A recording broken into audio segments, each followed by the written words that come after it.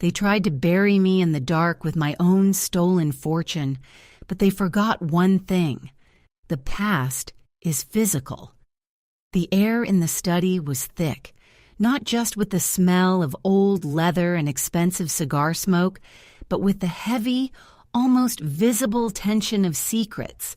I leaned back in my mahogany chair, the deep red velvet sighing under my weight, and stared at my brother, Marcus. Marcus, with his eternally sharp eyes and a smile that never quite reached them, was the anchor to my chaotic, high-stakes world of digital finance. I was the creator, the architect of the algorithms that made us both obscenely wealthy. He was the gatekeeper, the man who knew how to shield the spoils. "You're being ridiculous, Marcus," I finally said, tapping a perfectly manicured nail against the polished surface of my desk. The sunlight pouring through the massive bay windows of my penthouse seemed to mock the shadows under my eyes. I hadn't slept properly in 3 weeks. The new venture, Etheria Global, was launching in 3 days, and the money, the real money, the kind that changes global markets, was being moved from offshore havens into our primary holding accounts tonight. "Ridiculous, perhaps," Marcus countered, his voice a low, smooth baritone that carried an unnerving certainty. He walked over to the window, his tailored Italian suit catching the light, looking less like a brother and more like a highly paid security consultant. "But necessary. Elias, the way you've structured this latest portfolio, it's brilliant, truly cutting edge. It smells like gold dust to the vultures out there, and right now, the vultures are circling." I scoffed, dismissing his paranoia. "We have the best encryption, the best legal shielding. We move trillions digitally every fiscal quarter. What's different now?" Marcus turned, his expression suddenly grim, the veneer of calm fracturing just enough to show the steel beneath. "The difference, little brother, is who is asking. The usual noise is just background static. But tonight, the inquiries aren't coming from regulatory bodies or rivals. They're coming from whispers, sophisticated whispers." He walked back to the desk, leaning in close enough that I could smell the faint scent of sandalwood cologne mixing with the smoke from the ghost of his earlier cigar. "The people who contacted me, they weren't asking about Etheria's quarterly yields. They were asking about you. Specifically, they were inquiring about your secondary, untraceable cold storage wallets, the ones you set up 3 years ago after that mess with the European market manipulation scare." My blood ran cold, a sensation I hadn't felt since I was a broke college student pulling all-nighters fueled by instant ramen. Those wallets were the fail-safe, the true black box. Only Marcus and I knew the access protocols, and even then, only I held the core digital key. "How could they know about those?" I whispered, the bravado draining away. Marcus didn't answer immediately. He reached into his inner jacket pocket and slowly produced a slim, ivory-colored envelope. It looked utterly archaic against the backdrop of my hyper-modern office.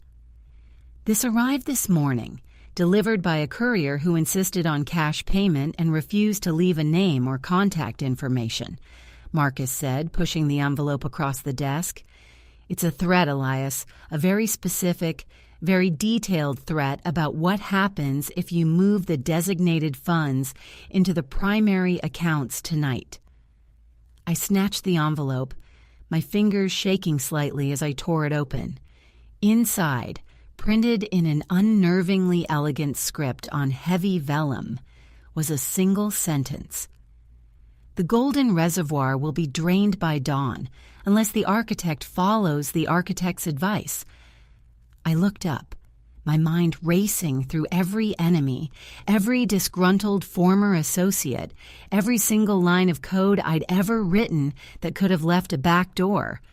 What is the architect's advice? They didn't specify anything else? Marcus shook his head slowly, his gaze fixed not on me, but on the reflection of the city lights shimmering 20 stories below. They did. This is where it gets odd, Elias. They didn't ask for money or market share or intellectual property. They gave me an instruction, a cryptic one, that they claim will secure your primary assets from their planned digital heist tonight. He paused, letting the silence stretch until it was almost unbearable, the city lights blurring into menacing streaks of color. They told me to move every single digitized asset you currently possess, every stock certificate, every crypto holding, every stablecoin reserve, and consolidate it into one place, a single untraceable physical vault. They said if we comply by 2 a.m., they will cease their attack. If we don't... He let the threat hang there, heavier than any data encryption. I pushed away from the desk, heart hammering against my ribs. A physical vault? Marcus, that's insane. We're talking about billions. It would take us a week just to liquidate and convert that much into physical commodities, assuming we could even find a bank willing to touch it without triggering a federal alarm. They anticipated that objection. Marcus sighed, pulling a small antique key from his pocket. A key that looked like it belonged in a museum, not my state-of-the-art office. They said, and I quote, "Do not liquidate, do not convert. Simply gather every existing digital token, every single byte representing wealth, and prepare to upload it to the designated offline hardware. The hardware is already in place. The only thing you need to do is transfer the decryption keys." My stomach lurched. Transfer the keys? Marcus, if we give them the keys, we lose everything. That's not protection. That's handing them the crown jewels before the siege even begins. Marcus met my frantic gaze, and his expression was one of profound, chilling resignation. That's what I thought. I told them they were fools, that we'd fight them in the digital realm. That's when they sent me this. He reached down to the floor beside the heavy leather armchair and brought up a small, black, featureless box. It was about the size of a shoebox, made of some matte, non-reflective composite material that seemed to absorb the light around it. It had no ports, no visible seams, no branding whatsoever. "What is that?" I demanded, standing up, my own confusion battling with a rising tide of sheer terror. "It's the recipient device. They instructed me to place it here on your desk, exactly where you would normally initiate the final transfer sequence tonight. And they told me that if I do not initiate the transfer sequence by 2 a.m., they will wipe out the primary Etheria global accounts using a 0-day exploit that hasn't even been publicized yet. They showed me a live feed of the vulnerability being exploited on a dummy server right now. It's real, Elias. We are completely exposed." I stared at the featureless box, then at the antique key Marcus held. This was not a normal hack. This felt orchestrated by forces beyond any standard threat model. They weren't asking for a ransom. They were demanding a specific, bizarre custodial handover, threatening total annihilation if we refused their ludicrous instruction. "So, you're telling me our only chance to save the operational funds is to give them the password to our entire private fortune?" I asked, my voice cracking with disbelief. Marcus leaned forward, his eyes glinting with a terrible, sudden realization. "No, Elias, that's the trap. If we give them the keys to the private vault, they get the wealth. If we don't transfer them the keys, they burn the operational funds tonight. There is no winning move here, unless..." He let the silence build again, his grip tightening on the antique key. He looked from the black box to me, a flicker of genuine fear crossing his features for the first time I could remember.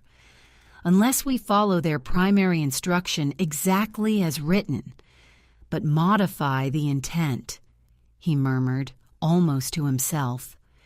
"They want everything transferred to that offline hardware. They want the decryption keys associated with that specific payload. But Elias, what if this whole elaborate setup isn't about stealing our money at all?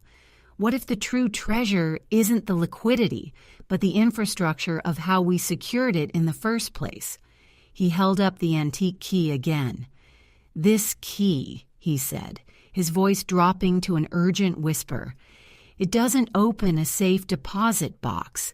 It opens the door to the single hidden analog server room beneath the old family estate, the one we promised Mother we'd never use again, the one place where we stored the original source code for the entire algorithmic matrix, untouched by the internet for 15 years.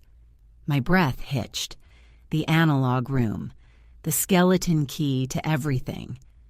"Marcus, are you suggesting that this highly sophisticated digital cartel wants us to upload our entire modern wealth onto the one piece of hardware that is completely disconnected from the global network?"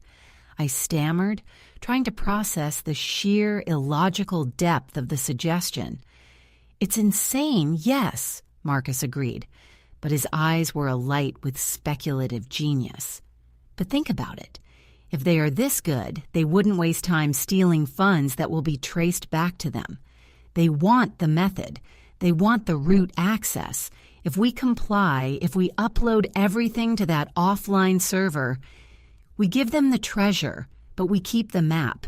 And if we do this right, we don't just save the money. We trap them inside their own request." He slammed the antique key down on the desk beside the black box. "It's 1:45 a.m., Elias.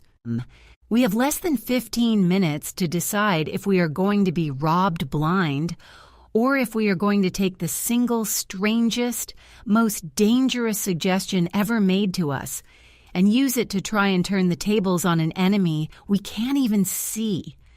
Are you ready to break into the analog room right now?" The silence that followed Marcus's declaration was absolute, broken only by the rhythmic, almost mechanical hum of the building's cooling systems trying to fight the oppressive heat of the city night. 15 minutes. 15 minutes to decide between certain digital obliteration and a desperate, potentially fatal leap into the analog past. "The analog room," I repeated, the words tasting like rust in my mouth. "We haven't been down there since Mom's funeral. That place hasn't been powered up in years. The hardware will be unstable. We risk frying everything just by trying to boot up the main frame." "We risk losing everything if we don't," Marcus countered, already moving toward the secure exit behind the main bookshelf. "The exploit they showed me was flawless. It bypassed every layered defense we put in place after the last market scare. We need an air gap, Elias, a physical, untraceable prison for the assets, and the only air gap large enough to hold everything is that reinforced basement. They asked for the keys to be uploaded to that box, implying the destination must be accessible to the key holders, us. We just have to make sure that destination is not where they think it is." He stopped at the vault door, his hand hovering over the biometric scanner. "This is our one chance to make them think they've won before they realize they've just been handed a very expensive, very complex paperweight. Get your go bag. We're taking the subterranean route to the estate. It's faster, and it means no one sees us leaving the financial district with anything resembling a data transfer team." My mind was already shifting into crisis mode, the adrenaline erasing the fatigue. The digital battlefield was lost. We were retreating to the physical. I grabbed the worn leather satchel I kept tucked behind my safe. It held emergency hardware, portable comms, and a burner phone, capable of accessing nothing more sensitive than a satellite weather report. "The old access codes for the estate's sub-level elevator," I said, grabbing my jacket. Are they still the same? The ones involving Mother's birth year and the Fibonacci sequence? Marcus actually managed a thin, strained smile. Some secrets, Elias, are too sentimental for hackers to bother guessing. Yes, they still work. We moved with a practiced efficiency born of years of shared crisis management. The trip from the penthouse to the private underground garage was a blur of silent nods and hurried movements. The heavy, black-armored sedan Marcus kept for off-the-books excursions purred to life. Marcus taking the wheel with a predatory focus that made me grateful he was on my side. The drive across the sleeping city felt agonizingly slow. Every traffic light seemed prolonged. Every passing car felt like a potential tale. We spoke only in clipped instructions, coordinating the logistics of a physical transfer that should have been impossible in this age of ephemeral data. When we get to the estate, I directed, watching the rearview mirror obsessively, I go straight to the server room. You handle the exterior perimeter checks. If anyone approaches, we initiate Protocol Omega, scramble the physical storage, and self-destruct the access keys. Understood, Marcus confirmed, turning off the main highway and heading into the secluded, heavily wooded acreage that surrounded our ancestral home. The estate itself was a Gothic monstrosity, all shadow and ivy, but it was the ancient concrete bunker beneath the grounds that mattered now. We pulled into the discreet service entrance. The air here was cold, damp, and smelled of pine and mildew. Marcus killed the engine, and the sudden silence was deafening. "It's 1:58 a.m., he whispered, checking his chronometer. "We have 2 minutes to get the system initialized and start the transfer. No time for second thoughts." We burst out of the car and sprinted the short distance to the access shed disguised as an old pump house. Marcus jammed the antique key into the heavy industrial lock. The mechanism groaned in protest, clearly unused for years, before finally yielding with a heavy thunk. Inside, a narrow concrete staircase descended into darkness. Marcus activated the industrial floodlights installed years ago, bathing the cramped space in harsh, yellow light. We scrambled down, our footsteps echoing hollowly. The door to the analog room was a foot of reinforced steel. Marcus entered the complex biometric sequence, his palm print, my retinal scan, and finally the sequence of tones mimicking the old dial-up connection sound, our handshake to the past. The thick door hissed open, revealing the room.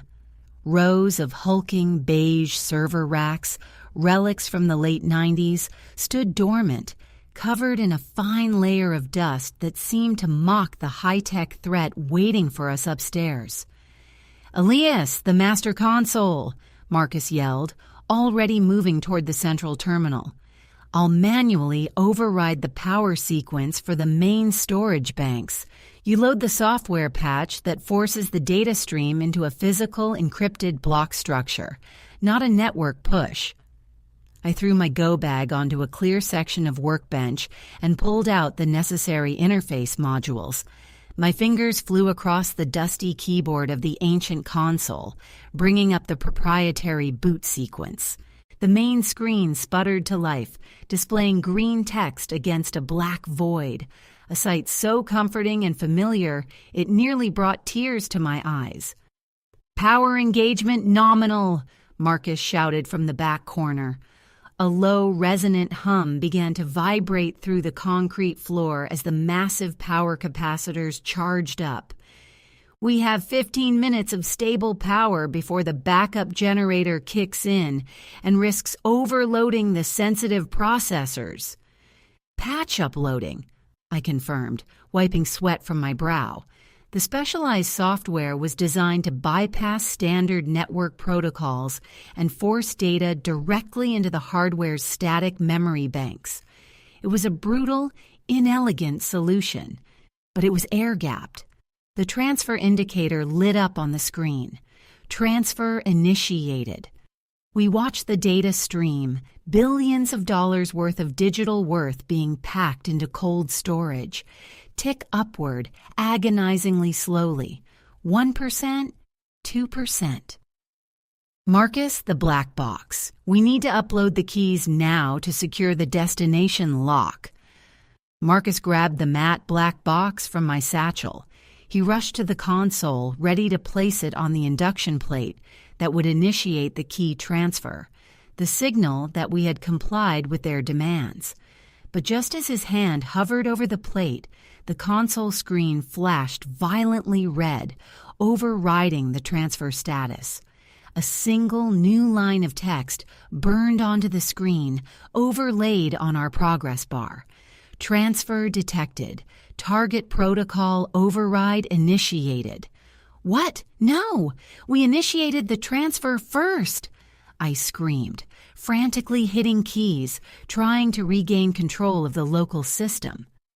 They're intercepting the handshake, Marcus yelled, staring horrified at the black box in his hand. They must have anticipated we'd try to use the analog room. Elias, they aren't waiting for us to upload the keys. They're forcing the keys onto the hardware we are using right now. The progress bar lurched forward, skipping past 20% and shooting toward 50% in an instant. The data flow was no longer controlled by our software. It was being hijacked. Shut it down, Marcus. Pull the box.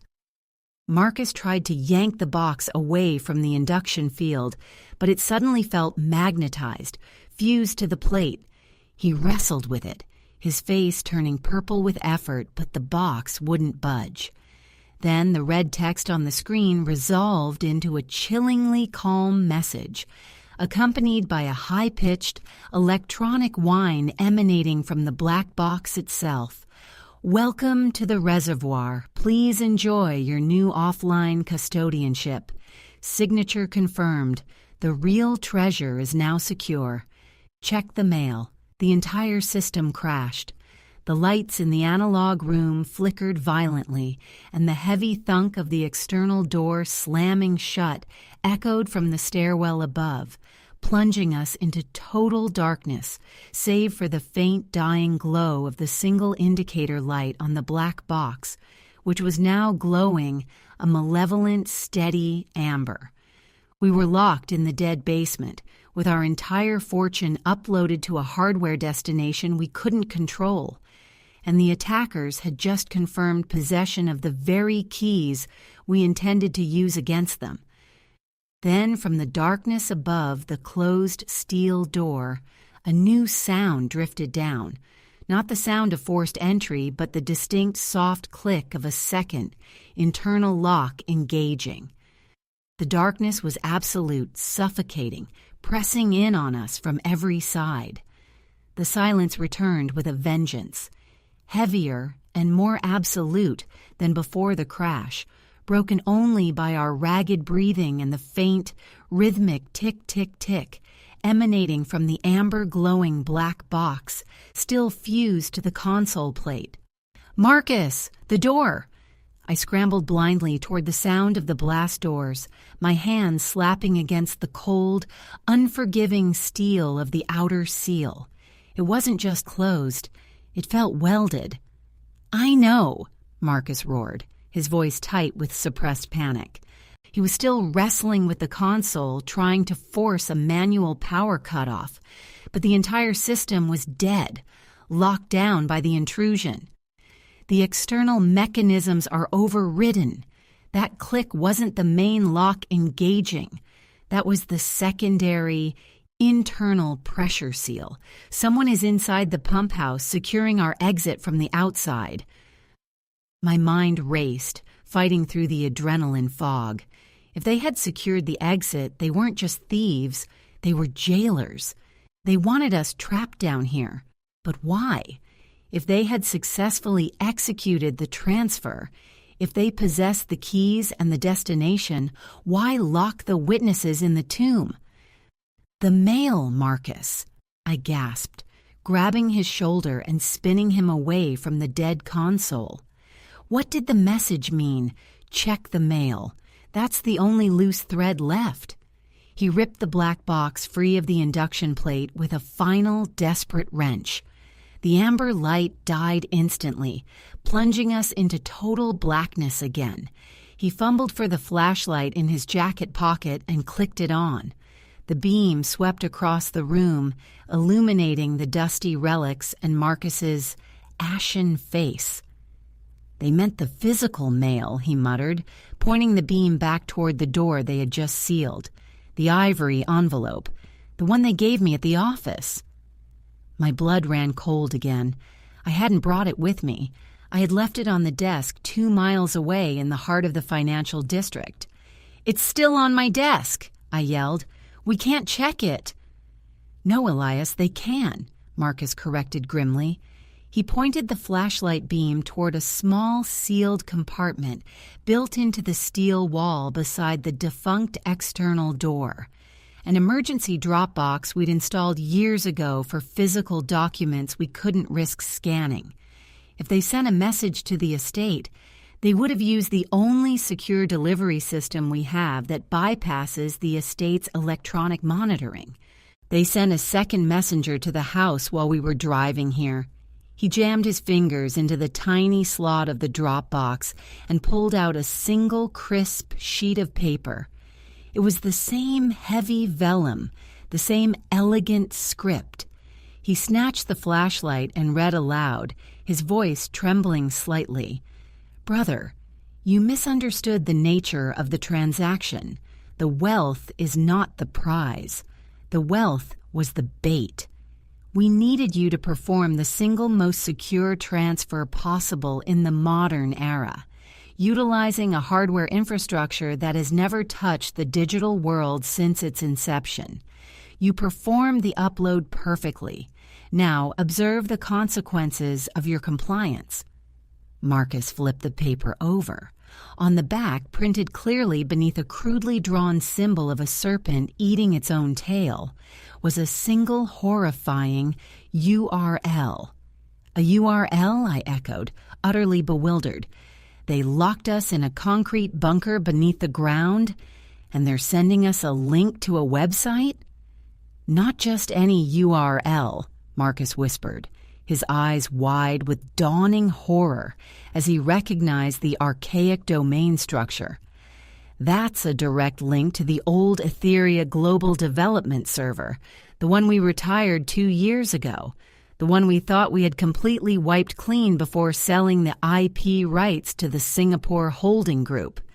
He activated the satellite phone from his go bag and against every instinct typed the cryptic address into the small screen. The connection was agonizingly slow, but eventually a single page loaded. It wasn't a threat or a ransom demand. It was a confirmation screen for a massive global stock offering. "Oh, God," I breathed, looking over his shoulder. The screen displayed the prospectus for a new, heavily leveraged venture, Etheria Prime. "They didn't steal our money, Elias," Marcus choked out, his voice raw. "They used our old intellectual property, the code we thought was safely archived, and they launched a competing entity, capitalizing on the exact same algorithmic foundation we spent years perfecting. They didn't want our cash reserves. They wanted our future blueprint, and they tricked us into uploading the foundational code to a temporary, untraceable digital coffin where they could clone it without leaving a footprint." The prospectus listed the initial public offering price. It was astronomical. And then I saw the name listed under lead architect and founding strategist. It wasn't Marcus. It wasn't me. The name listed as the primary shareholder, the one who controlled the majority stake in Etheria Prime, was the name of the courier who had delivered the initial threatening envelope to Marcus's office that morning, a name we had never heard before. "They didn't just steal the code, Marcus," I realized, staring at the screen, the reality crushing me. They used the code, launched a superior product, and they're flooding the market right now. We are not just broke. We are about to be made technologically obsolete by our own ghost. As if on cue, the amber light on the black box flickered back to life, pulsing rapidly. The sound of the electronic whine returned, higher pitch this time, almost like laughter. Then a new message appeared on the satellite phone screen, overriding the prospectus. Thank you for the backup. The primary launch is initiated. Enjoy the darkness, brothers. The real fun starts at sunrise. Suddenly, the steel door above us didn't just click shut. It began to vibrate not from external pressure, but from an intense, localized heat. The metal groaned as if buckling under immense force. Marcus looked up at the ceiling, his eyes wide with terror. Elias, that's not a lock. That's not a seal. That's thermite. They aren't keeping us trapped down here. They're burying us. The groan of the steel door escalated into a shriek, a sound of metal tearing under unimaginable duress. The air in the cramped stairwell instantly grew furnace hot, driving us back from the entrance. The faint, acrid smell of burning composite metal began to seep through the cracks around the doorframe. "Thermite! They're melting through the secondary locks!" Marcus yelled over the rising cacophony, his face slick with sweat, even in the sudden, intense heat. He grabbed my arm, dragging me away from the immediate danger zone toward the back corner of the analog room, near the oldest, dustiest servers. "We need to get out of the blast radius. If that door goes, the pressure change alone will collapse this shaft." We dove behind a stack of decommissioned tape drives, just as a molten stream of slag dripped through the locking mechanism with a sizzling hiss, hitting the concrete floor and instantly turning the air smoky and toxic. "The escape hatch!" I shouted, my voice hoarse.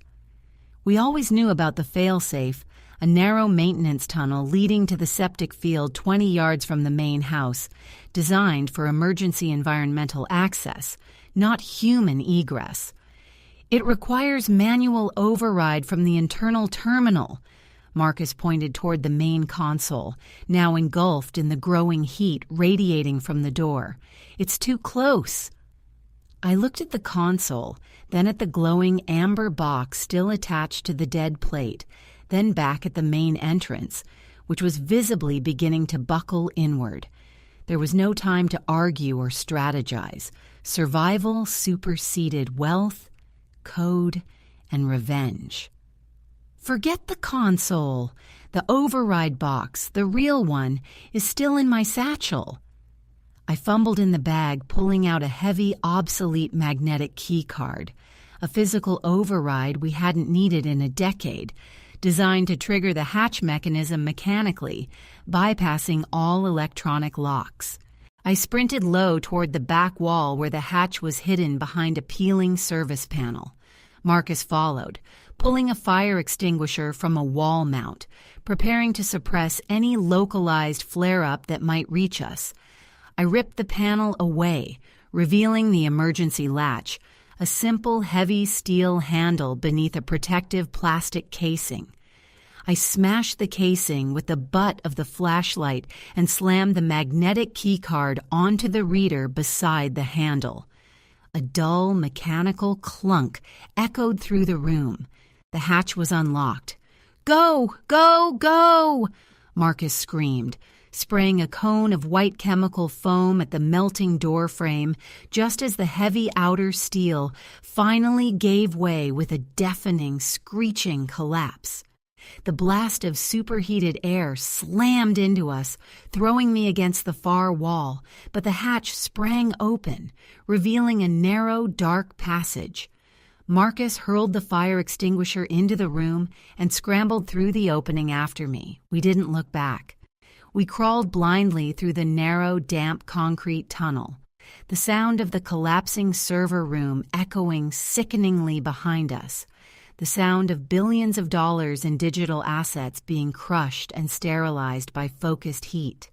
After what felt like an eternity, we burst out into the cool, damp night air, gasping, covered in dirt and mildew. We were next to the overgrown, forgotten septic field, 20 yards from the safety of the tree line. We scrambled upright and ran, not stopping until we reached the cover of the dense woods bordering the estate grounds. We collapsed behind a massive oak, heart rate slowly beginning to drop from critical levels. The silence of the woods was a blessing after the industrial chaos we'd just survived. They knew the protocols, Marcus wheezed, leaning heavily against the trunk. They knew every single contingency. They didn't just hack us, Elias. They studied us. They were waiting for us to hide our assets so they could engineer a scenario where we had to use the one piece of outdated tech that would allow them to clone the code cleanly. They were playing the long game, I whispered, staring back toward the distant silhouette of the house, now ominously dark and quiet. They didn't want the money now. They wanted the source code that guarantees them infinite future wealth. We sat there, defeated, exhausted, and miraculously alive. The sun was less than 2 hours from rising. The new venture, Etheria Prime, would be live, and our own financial empire would collapse under regulatory scrutiny once our primary accounts were flagged by the digital wreckage of this night. "What do we do now?" I asked, the question heavy with finality. "We have nothing left. They have the code, the market, and the proof we tried to cheat them by moving assets offline." Marcus pushed himself upright, his eyes locking onto the faint glow of the eastern horizon. He reached into his pocket, not for his phone, but for the single remaining artifact from the disaster, the antique key that opened the analog room. "We do what we always did when we were broke, Elias," he said, his voice regaining a dangerous edge. "We rebuild. We might have lost the foundation, but we still have the knowledge in our heads, and we have one last variable they failed to account for." He stood there, clutching the key. "They assumed that if we went into the analog room to protect our digital wealth, the only thing we would store there was the algorithm's source code. But they forgot the very first thing we ever stored in that vault, the thing Mother made us secure before any algorithm existed." "What are you talking about?" I demanded, scrambling to my feet. Marcus slowly turned the heavy key over in his palm, his face illuminated by the rising dawn. "The original bearer bonds, the ones we liquidated from the first successful IPO. They're physical, they're untraceable. And they were in the emergency safe inside the analog room's main control panel, a safe that was designed to be melted down with the servers." He pointed back toward the woods where the house stood silent, waiting for the consequences of the night to unfold. "If they melted the servers to clone the code, they melted the bonds with them. We are ruined, Elias, unless—" Marcus's eyes narrowed with fierce determination, the predator reawakening. "Unless the old maintenance plans are accurate, and the emergency safe was designed with an independent blast-proof tether to the outer perimeter foundation, a tether only accessible from outside the blast zone." He pointed toward a small, almost invisible access hatch, half buried in the earth near the base of the oak tree we were hiding behind. A hatch that looked suspiciously like an external maintenance port. If they didn't account for the physical failsafe for the physical assets, "Elias," Marcus finished, his voice a low, thrilling promise, "then we just found our new seed money." The realization hit me with the force of a physical blow, the inherent flaw in every purely digital thief, their inability to fully comprehend the value of things they deem obsolete. They had focused their entire brilliant, malignant effort on cloning the invisible future, forgetting the tangible past we had secured with equal paranoia. The tether, I breathed, looking from the hidden hatch at our feet to the terrifying stillness of the estate, where our former wealth was now being reduced to slag. It would have to be keyed to the same fail-safe mechanism that allowed us to open the escape hatch. Marcus didn't need to speak. He already had the magnetic keycard back out of his pocket. The dawn light was just beginning to break through the canopy, painting the forest floor in shades of gray and tentative gold, a stark contrast to the digital darkness that had swallowed us hours before. We moved toward the low-slung hatch. It was smaller than the one leading to the tunnel, designed for plumbing access, not finance retrieval. There was no complex lock, just a heavy steel circle sealed with a simple, heavy-duty locking pin, and beside it, a tiny, barely noticeable slot. "The magnetic key," Marcus instructed, his voice steady now, all doubt burned away by the immediate necessity of action. It was designed to trigger the main mechanical release, but this is tertiary. It requires sustained magnetic contact to disengage the pin seal. I slotted the magnetic card into the minuscule aperture. It slid in with an almost affectionate familiarity. Then, Marcus held the thick, antique door key, the symbol of our greatest failure just moments ago, against the steel circle, precisely over the area where the heat wave would have been most intense had the thermite charge been positioned slightly differently.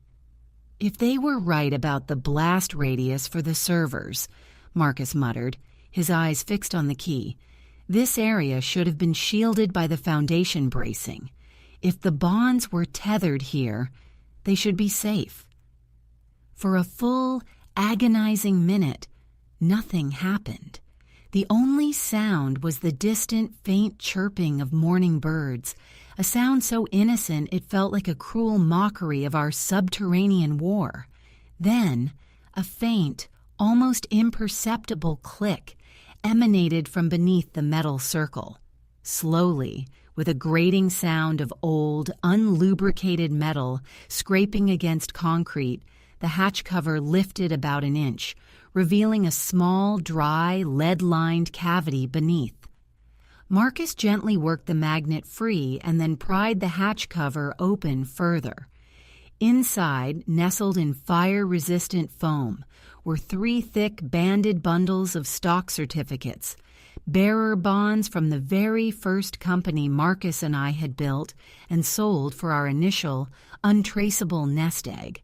They were old, dusty, and entirely physical, untouched by the internet, unseen by Etheria Prime. "They're here," I whispered, reaching in and reverently touching the brittle paper. Enough capital to start again, anonymously before the collapse of our legitimate holdings even registered on the market indices. Marcus leaned back against the oak, pulling out his satellite phone one last time. It was time to acknowledge the battlefield. "Etheria Global is dead," he stated plainly. "When the market opens, we initiate the orderly withdrawal of all remaining traceable funds, what little there is, and let the fallout take the blame. We'll be investigated, but we have no digital trail tying us to the theft of the new code, only the evidence that we were forced to move assets." He paused, looking toward the house, where smoke was beginning to drift lazily into the clear morning sky. "And the architects of Etheria Prime?" he asked, a dangerous glint returning to his eyes. "They've just announced a global IPO based on our stolen blueprint. They are now publicly visible, tied to an asset that will instantly draw the attention of every agency we used to pay millions to avoid." I nodded, understanding dawning. They overplayed their hand. They showed us exactly what they wanted, and in doing so, They created a massive, undeniable public footprint of their illicit software. Exactly. They wanted to be untouchable in the shadows. Now their front-page news, built on a foundation we can prove is compromised, Marcus concluded, placing the bonds carefully into my go bag. We disappear. We wait for the inevitable regulatory scrutiny of Etheria Prime, and when they come for the architects who built their empire on phantom IP, we surface, not as the victims who lost their money, but as the witnesses who hold the physical proof of industrial espionage. He looked at the smoking ruin of the house one last time, a shadow of regret passing over his face for the loss of the empire, quickly replaced by the hard focus of survival. We walk away from the penthouse, Elias.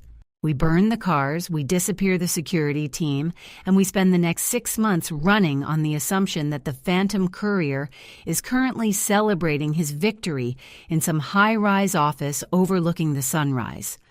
Marcus reached out and clapped me once on the shoulder. But he won't be celebrating for long, because unlike him, we didn't just steal something. We secured the means to prove he stole it, while simultaneously securing our own retirement fund from the fire. They thought they trapped us with a final damning instruction. They just gave us the key to their destruction. We rose together, 2 figures emerging from the wreckage of the night, leaving behind the smell of burned metal and dead algorithms. We didn't speak again until we were deep within the woods, walking toward the distant, pre-arranged secondary rendezvous point, the brittle weight of the bearer bonds the only testament to the wealth we had lost and the far greater wealth we were about to reclaim. The game wasn't over. It had just moved onto a playing field where they had no idea the rules applied anymore.